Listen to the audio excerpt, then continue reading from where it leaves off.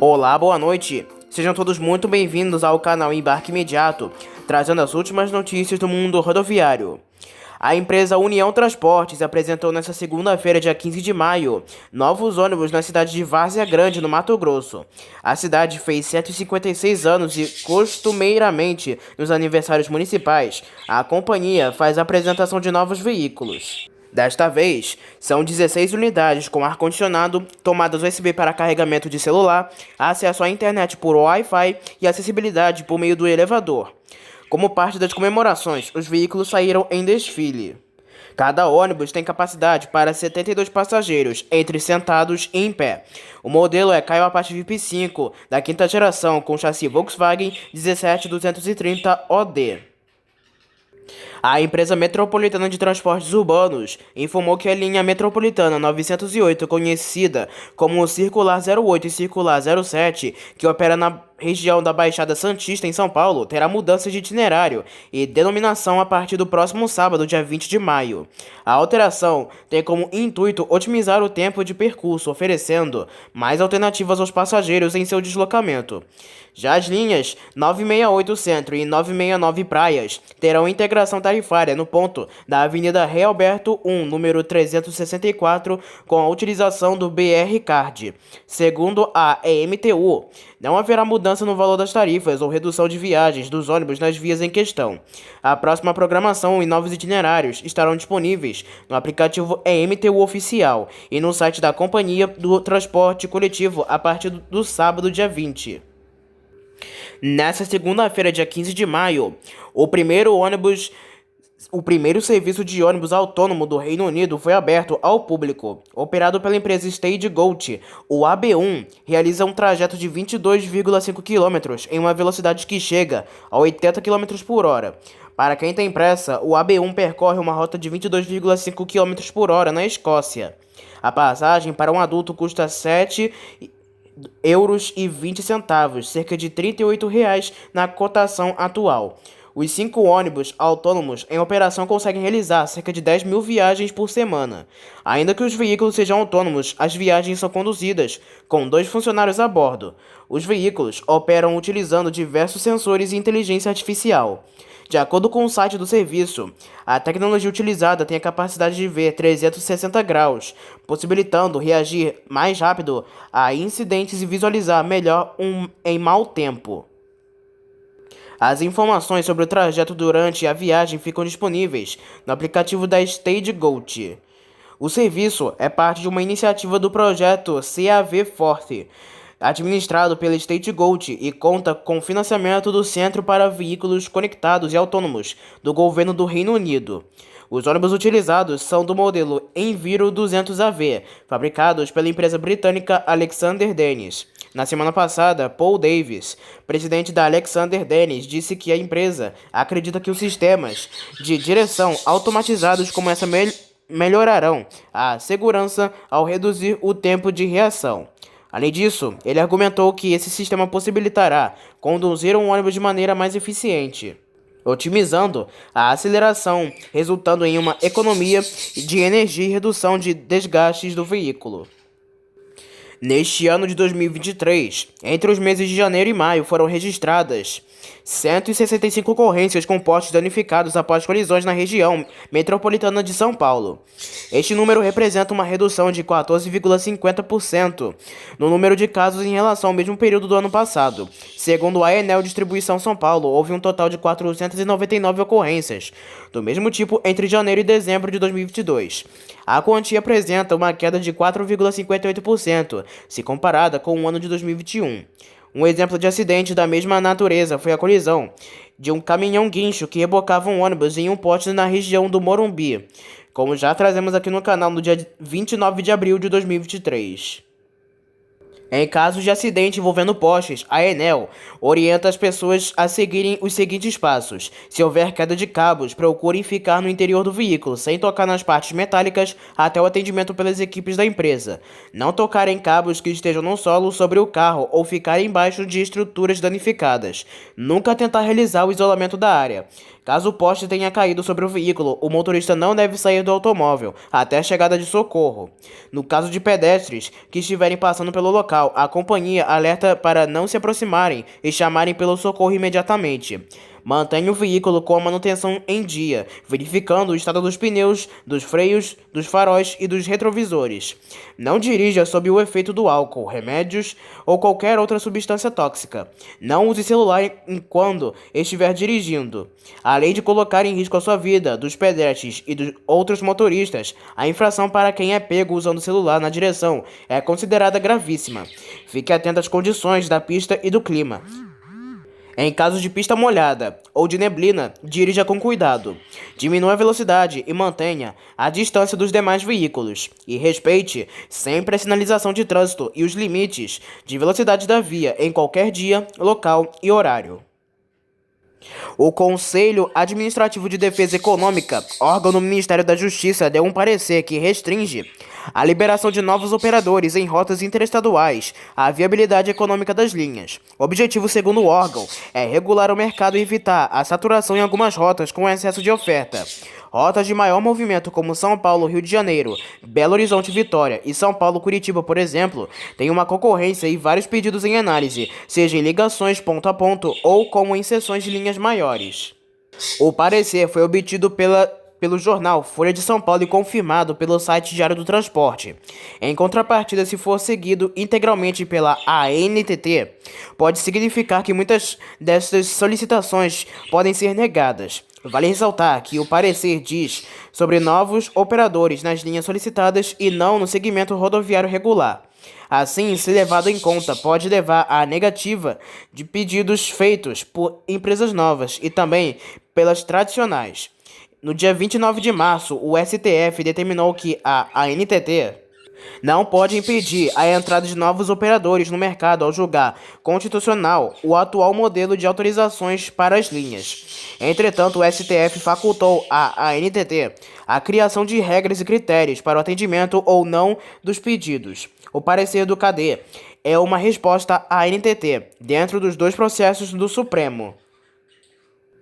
Nos dias 18 e 19 de maio, o Fórum de Segurança Viária e Mobilidade Urbana na região oeste do Paraná será realizado no Teatro Municipal de Cascavel e promoverá uma série de palestras e debates acerca de fatores que interferem na segurança viária e na mobilidade urbana dos municípios, além de contar com 2 ônibus elétricos expostos para o público.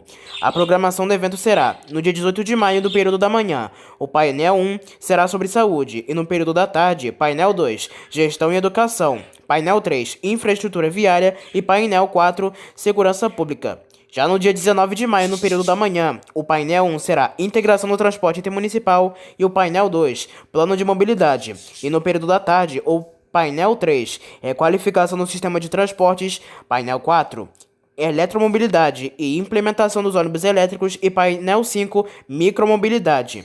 O evento é organizado pelo município de Cascavel através da Autarquia de Mobilidade, Trânsito e Cidadania e pela Associação dos Municípios do Oeste do Paraná e conta com o apoio do Observatório Nacional de Segurança Viária, Departamento de Trânsito do Paraná e a Associação de Transportes Públicos.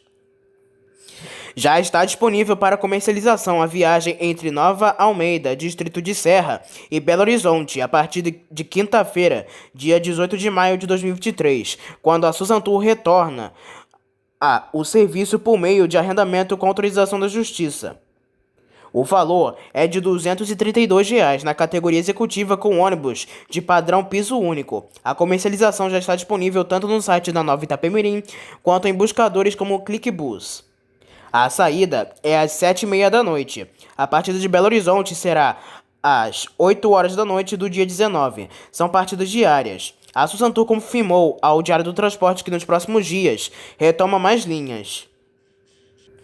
A AM Transportes e Turismo venceu a licitação para operar um dos setores do transporte intermunicipal por ônibus rodoviários de Mato Grosso. A decisão foi publicada no Diário Oficial do Estado desta terça-feira, dia 16 de maio.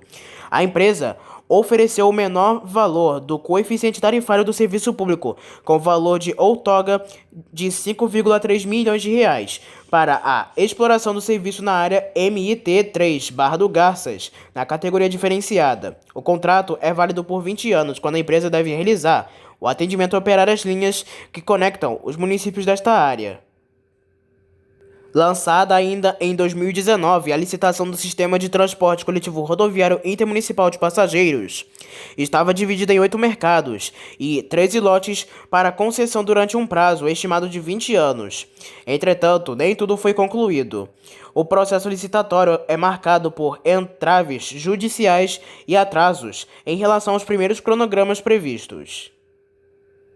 A Superintendência de Serviços de Transporte Rodoviário de Passageiros da ANTT, a Agência Nacional de Transportes Terrestres, publicou 3 decisões na edição do Diário Oficial da União, desta terça-feira, dia 16 de maio. Pela decisão SUPAS número 283, foi revogada a decisão SUPAS número 228, de 20 de abril de 2023, que suspendeu a comercialização de bilhetes da Polentour Viagens e Turismo Limitada, empresa de Tocantins. Com a decisão, foi arquivado o processo de extinção do TAR número 209 da Polentour. Decisão entra em vigor na data de sua publicação.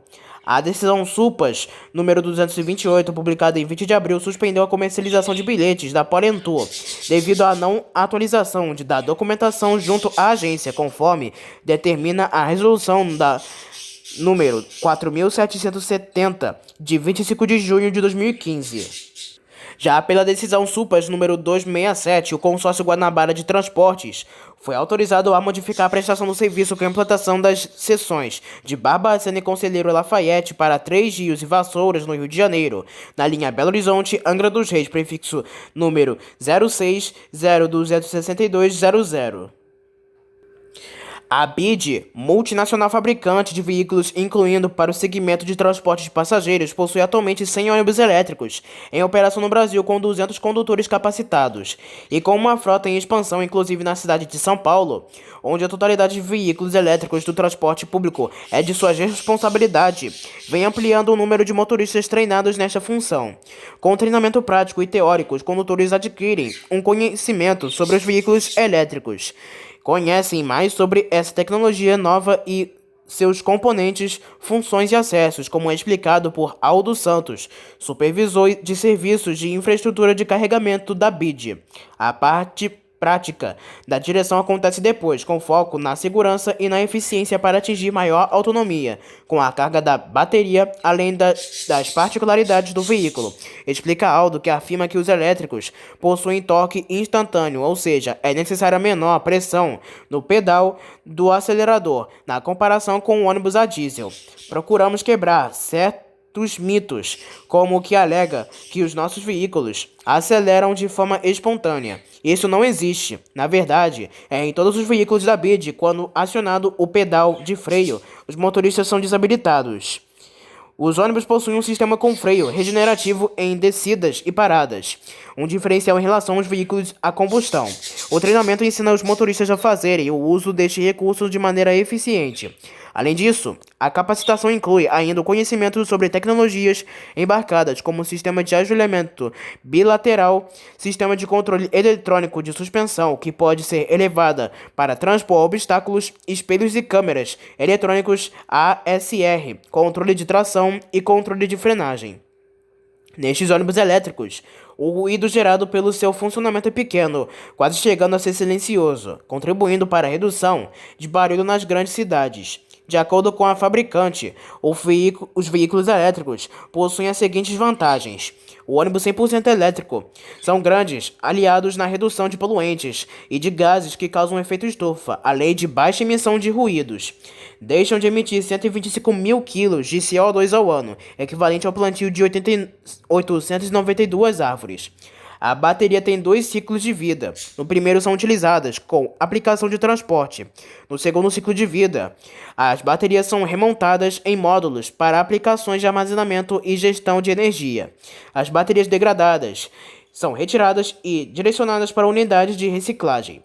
O custo médio para abastecer baterias elétricas pode chegar a 64% menos do que o gasto com combustível a diesel. Para abastecer um ônibus a diesel, o gasto pode chegar a 6 vezes mais do que um ônibus elétrico. A vida útil dos ônibus elétricos chega a 15 anos, enquanto os ônibus a diesel chegam a 10 anos, com média de 5 anos. Os motores elétricos têm eficiência de cerca de 90% contra a de 30% dos motores a combustão.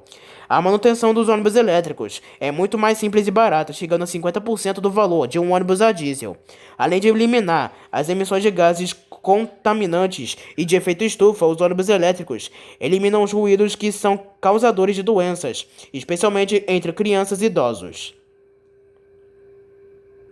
A Prefeitura do Rio de Janeiro efetuou mais um repasse financeiro destinado ao sistema BRT da cidade nesta terça-feira, para compensar a diferença tarifária. O novo repasse é de 8,5 milhões de reais e é necessário para eliminar a diferença entre a tarifa de remuneração, o valor real da tarifa, e a tarifa pública, o preço pago pelo passageiro no embarque. A informação consta no Diário Oficial do município. O sistema de BRT atualmente é gerenciado pelo poder público. Apesar do aporte da prefeitura, o sistema não é autossuficiente, o que faz com que as concessionárias que atuam no transporte público da cidade tenham necessidade deste aporte financeiro. Um ano depois do acordo entre a Prefeitura do Rio e as empresas de ônibus para a volta de 71 linhas, os passageiros ainda reclamam da demora e superlotação dos ônibus. A Secretaria Municipal de Transportes diz que a frota aumentou 70%, o que representa mais de 200 veículos em operação. Mas o passageiro que depende do transporte todos os dias ainda reclama do serviço. O RJ2 foi atrás de algumas linhas que voltaram a circular logo no primeiro dia de acordo. A equipe começou por Sepetiba, na Zona Oeste, região que sempre sofreu com a precariedade do transporte público. A linha 871, que faz o trajeto Pingo d'Água a Cesarão via Sepetiba. Uma passageira disse que melhorou um pouco, mas o intervalo às vezes de manhã é grande demais. Uma outra passageira também falou que os ônibus estão sempre lotados, não tem ônibus maiores, então a gente continua na dificuldade. Uma das regiões com maior demanda da cidade é atendida por micro-ônibus. Quando o ônibus lota e vai embora, uma nova fila já está se formando. Às vezes, a gente fica 40 minutos aqui esperando, meia hora. Colocaram um grandão, mas sumiu. Eu peguei uma 2 vezes só. Esse grandão ajudava muito, disse uma passageira. Dona Liana é empregada doméstica. Ela pega 3 conduções para chegar ao trabalho. Ela disse: eu me canso mais no trânsito do que no meu trabalho. No meu trabalho é mole, mas quando eu chego aqui para pegar o ônibus, eu chego cansada em casa. 40 minutos em pé, empurrada, tem que ser sandalinha ortopédica. Eu chego em casa morta. No centro do Rio, a reportagem esteve no ponto final da linha 104, que faz o trajeto São Conrado rodoviária. A linha voltou, mas a passageira reclama. Caindo aos pedaços, sem ar-condicionado. É sempre assim. Demora muito. Acho que deve ser uns 5 na empresa só. O sucateamento da frota é objeto de mais de 200 ações coletivas movidas pelo Ministério Público do Rio. Na Zona Norte, a linha 922, que faz o trajeto Tubiacanga, na Ilha do Governador e Fundão, e parece um ônibus fantasma. Quando chega a certo horário, já não tem mais. Lá pelas 4 e pouca, 5 horas, quem chega para pegar para Tubiacanga já não tem. A Prefeitura do Rio admite que os consórcios não cumpriram neste primeiro ano 100% da operação planejada. Algumas linhas operam abaixo dos 80% da quilometragem determinada. Outras não climatizaram a frota. Com isso, as empresas receberam 430 milhões de reais de subsídio da Prefeitura e não 530 milhões de reais, como estava previsto. O Rio Ônibus, sindicato das empresas, disse que os problemas atualmente são pontuais e serão sanados. Já foram comprados mais de 400 ônibus só nesse ano. 75% da frota já está com ar-condicionado e outros problemas pontuais estão sendo identificados para serem trabalhados. Estamos em contato constante com a Secretaria Municipal de Transporte para tentar soluções para os problemas que restam, disse Paulo Valente, porta-voz da Rio Ônibus. O promotor da MPRJ, que acompanha o acordo judicial, diz que o serviço só vai melhorar quando for instalada a bilhetagem eletrônica. Quem contabiliza a tarifa que é paga pelo usuário para andar de ônibus é o próprio prestador de serviço. E agora, com a nova bilhetagem, isso vai sair da mão deles. Vai ser possível uma transparência que jamais houve na forma de prestação de serviço de ônibus no município do Rio de Janeiro, explica Rodrigo Terra. A Secretaria Municipal de Transportes não pôde gravar a entrevista, mas disse que monitora via GPS a operação de cada linha e que não cumprem o combinado, não recebem um subsídio. Disse ainda que o planejamento da operação é revisado todo mês e que mais linhas podem ser criadas ou retomadas. Sobre a conservação dos veículos, a secretaria afirma que fiscaliza os ônibus nas ruas e nas garagens e que autua as empresas em caso de irregularidades. A Prefeitura do Rio de Janeiro, por meio de resolução publicada no Diário Oficial desta terça-feira, definiu as novas normativas necessárias para a vistoria da frota de ônibus do transporte público municipal. O objetivo é padronizar e otimizar, processo que deve ser realizado todos os anos, diminuindo a possibilidade de veículos em condições irregulares prestarem serviço nas linhas e itinerários definidos. Ficam estabelecidas 4 modalidades de vistoria, sendo as seguintes: vistoria anual ordinária, vistoria extraordinária, vistoria de inclusão de veículos e vistoria de exclusão de veículos. A fiscalização dos itens 1, 2 e 3 serão feitas nas próprias garagens, evitando a necessidade de levar cada ônibus em determinado local. Já no item 4, a vistoria de exclusão de veículos acontece de forma documental, seguindo os procedimentos definidos na nova resolução. Para a vistoria, é necessário que as empresas enviem com antecedência mínima de 10 dias antes da data a documentação para o e-mail smtr.vistoria@rio.rj.gov.br com as seguintes informações. Número 1.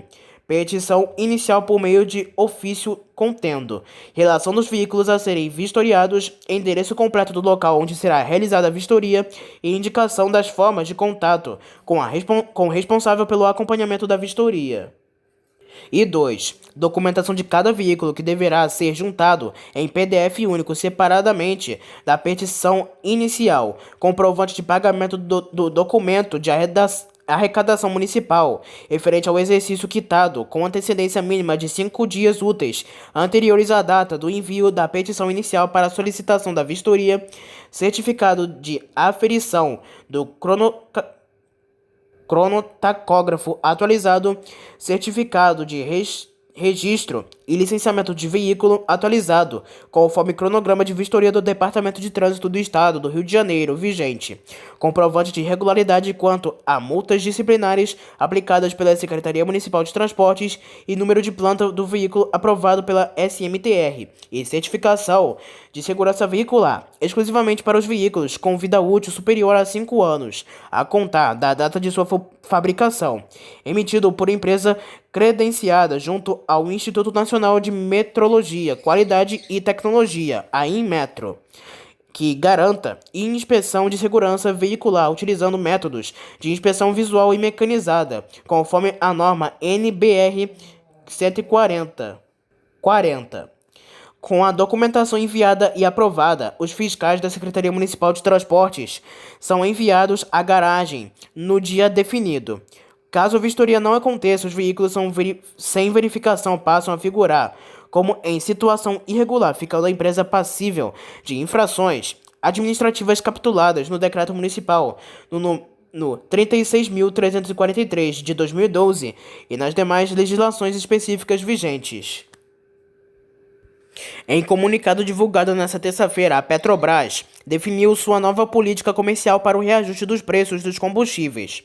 O texto diz que a diretoria executiva da estatal aprovou a mudança ontem, dia 15 de maio, conferindo nova estratégia comercial para a definição de preços de diesel e gasolina, em substituição à política de preço de gasolina e diesel, comercializados por suas refinarias. A estratégia comercial usa 2 referências do mercado: o custo alternativo do cliente, como valor a ser priorizado na precificação, e o valor marginal para a Petrobras.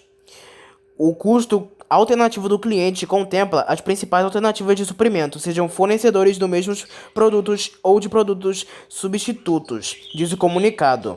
Já o valor marginal para a Petrobras é baseado no custo de oportunidade dadas às diversas alternativas para a companhia, dentre elas produção, importação e exportação do referido produto e dos petróleos utilizados no refino. A estatal afirma que os reajustes continuarão sendo feitos sem periodicidade definida, evitando repasse para os preços internos da volatilidade conjuntural das cotações internacionais e da taxa de câmbio. Já há alguns anos, a política de preços da estatal, que vinha adotando o dólar como moeda para definição do valor do combustível acompanhando a cotação internacional do petróleo, era alvo de críticas de diversos segmentos, além do próprio presidente Lula, que prometeu abrasileirar o valor do combustível. A Prefeitura de Balneário de Pissarras, no litoral de Santa Catarina, contratou a empresa BRT Curitiba pelo valor de R$ 1,5 milhão para fornecimento do veículo com motorista, combustível e serviço de bilhetagem eletrônica para o serviço de transporte coletivo de passageiros do município. A cidade tem perto de 25 mil habitantes. Em publicação no Diário Oficial da União, desta terça-feira, dia 16 de maio, o prefeito Thiago Maciel Balti assinou o termo de homologação para o BRT Curitiba, vencedora do pregão eletrônico que selecionou a empresa prestadora do serviço. A vistoria de veículos que serão utilizados no transporte municipal foi concluída e a BRT de Curitiba deve começar a operar até 1º de julho. De acordo com a Prefeitura, serão fornecidos no mínimo 5 veículos com acessibilidade, dos quais 4 para operação em um reserva. Os veículos não devem ter idade média superior a 10 anos de fabricação e terão um sistema de GPS para rastreamento, além de câmeras de segurança, sistema de Wi-Fi e ar-condicionado. Inicialmente, estão previstas 4 linhas de ônibus que poderão sofrer alterações de acordo com a demanda e serão oficialmente divulgadas quando o serviço passar a ser ofertado. Um novo processo licitatório tratará a respeito dos pontos de ônibus após o início da operação do tratamento público. A Secretaria de Planejamento Urbano irá identificar os locais com maior fluxo de passageiros e aqueles onde não haverá previsão de parada, de acordo com a demanda, diz o comunicado do município. E antes de finalizar, uma última notícia. Em entrevista coletiva realizada na manhã desta terça-feira, o presidente da Petrobras, Jean Paul Prates, anunciou redução nos preços da gasolina, diesel e gás liquefeito de petróleo, o gás de cozinha. Prates garantiu que os preços cairão para as distribuidoras a partir de amanhã, dia 17. Mais cedo nesta terça, a Petrobras definiu sua nova política comercial para os reajustes dos preços dos combustíveis. A diretoria executiva da estatal aprovou a mudança ontem, dia 15, conferindo nova estratégia comercial para a definição de preços de diesel e gasolina em substituição à política de preços dos combustíveis comercializados por suas refinarias. Segundo Prates, a gasolina cairá dos atuais R$ 3,18 para R$ 2,78 por litro, redução de 12,6%. Já o diesel passará de R$ 3,46 para R$ 3,02 por litro, queda de 12,8%. O GLP vai de R$ 3,22 para R$ 2,53 por quilo, o que representa a redução de R$ 8,97 por botijão de 13 quilos, 21,3% a menos. Na prática, apesar da redução anunciada, o preço final depende de cada revendedor. O presidente da estatal acredita que, no posto, o litro de gasolina deve cair em média de R$ 5,49 para R$ 5,20. O diesel S10 deve passar de R$ 5,57 para R$ 5,18. Na coletiva, Prates afirmou que o que a nova política está garantindo é o menos volatilidade, menos sujeição e volatilidade especulativa internacional. Estamos abrasileirando os preços da Petrobras.